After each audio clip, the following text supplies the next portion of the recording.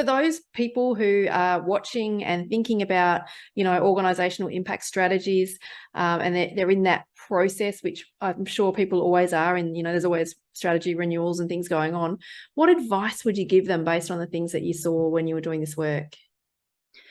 I mean, the most important thing, I think, is to think about why you're doing this. Why are you creating a strategy? What is it you want to get out of the work to develop a strategy?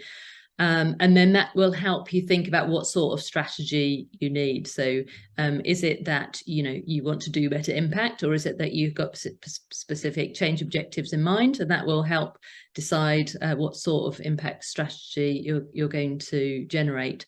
And I'm also really keen on these sort of overarching approaches. So there are some really useful frameworks that organizations can look at.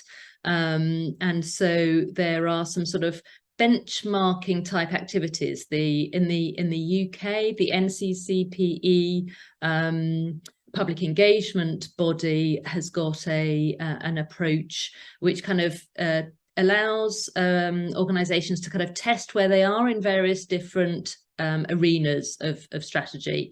So it's kind of focused on public engagement, but is a bit more broader than that. And then there is also, again, developed by Julie Bailey and David Phipps, there is the Institutional Impact Health Check.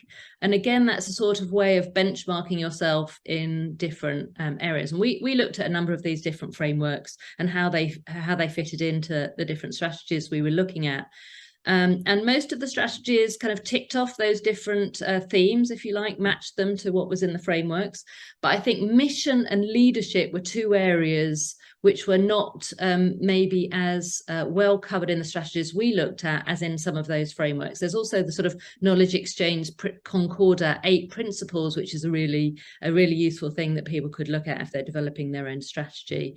And again, leadership and mission are two things in there that I don't think really came out that strongly in the strategies that we looked at. And of course, leadership is probably one of the most fundamental things to making this all happen. So I think that's something that people should maybe look at a bit more seriously.